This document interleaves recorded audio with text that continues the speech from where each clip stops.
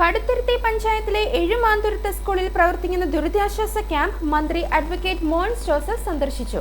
ക്യാമ്പിലെ അന്തേവാസികൾക്ക് ഭക്ഷണവും മറ്റ് അടിസ്ഥാന സൗകര്യങ്ങളും ഉറപ്പാക്കുവാൻ ഫണ്ട് ലഭ്യമാക്കുമെന്ന് മന്ത്രി ഉറപ്പു നൽകി.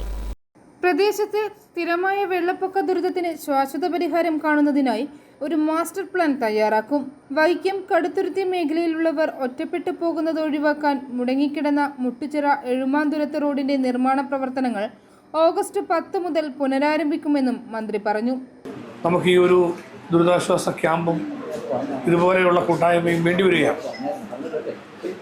ഇവിടെ എല്ലാ വർഷവും അത് കടന്നു വരുമ്പോൾ നമുക്കതിനൊരു ഭാവിയിലേക്കൊരു ശാശ്വത പരിഹാരം തീർച്ചയായിട്ടും നമുക്കുണ്ടാകണം എന്നുള്ളതിനകത്ത് സംശയം. പിന്നെ വിവിധ തരത്തിലുള്ള സാഹചര്യങ്ങൾ നമ്മൾ സൂക്ഷിക്കേണ്ടതുണ്ട്. വെള്ളം ഇറങ്ങി വീടുകളിലോട്ട് താമസിക്കുമ്പോൾ രോഗങ്ങൾ പടരാതെയും അതുപോലെ തന്നെ മാലിന്യങ്ങൾ മൂലമുണ്ടാകുന്ന മറ്റ് ബുദ്ധിമുട്ടുകൾ, ഇത് ഇഴജന്തുക്കളുടെ ഉപദ്രവം, ഇങ്ങനെ ഒരുപാട് പ്രശ്നങ്ങൾ നമുക്ക് ഈ ഭാഗത്തുണ്ട്. സങ്കടങ്ങൾക്കിടയിലും നമ്മൾ ഒറ്റക്കെട്ടായിട്ട് നിൽക്കുന്നതിൻ്റെ ഭാഗമാണ്. അപ്പോൾ അതുകൊണ്ട് ഇനി ഏതെങ്കിലും സാമ്പത്തികമായ കുറവോ ബുദ്ധിമുട്ടോ ഉണ്ടെങ്കിൽ അഡീഷണലായി അത് എത്ര രൂപയാണെന്നുള്ളത് നിങ്ങൾ നോക്കേണ്ട കാര്യമില്ല. അതിന് പൂർണ്ണമായ ഉത്തരവാദിത്വം എനിക്കുണ്ടാവും. അതുകൊണ്ട് ബാബു കൈ അയച്ച് ആ കാര്യത്തിൽ കാര്യങ്ങൾ ചെയ്തു. ഒരു പ്രശ്നവുമില്ല. അത് വെറുതെ പറഞ്ഞിട്ട് ഞാൻ പോകുമല്ലോ, നിങ്ങൾക്കറിയാം. ആ കാര്യങ്ങളെല്ലാം കൃത്യമായി ഞാൻ പാലിക്കുന്ന കൂട്ടത്തിലാണ്. ഇവിടുത്തെ ക്യാമ്പുമായി ബന്ധപ്പെട്ട് കൂടുതൽ മെച്ചപ്പെട്ട സൗകര്യം ഭക്ഷണ കാര്യത്തിലോ മറ്റു കാര്യങ്ങളിലോ ഉണ്ടാക്കേണ്ടതുണ്ടെങ്കിൽ അതെല്ലാം നിങ്ങൾക്ക് ചെയ്യാം.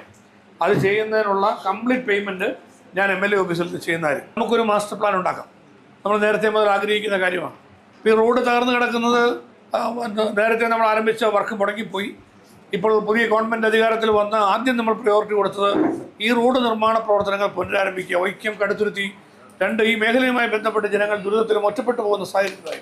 Kaduthuruthy panchayat president Roy George, block panchayat president Thankamma Varghese, Caritas ആശുപത്രി ഡയറക്ടർ ഫാദർ ബിനു കുന്നത്ത്, ജനപ്രതിനിധികൾ, വാർഡ് മെമ്പർ PD ബാബു എന്നിവർ മന്ത്രിക്കൊപ്പമുണ്ടായിരുന്നു.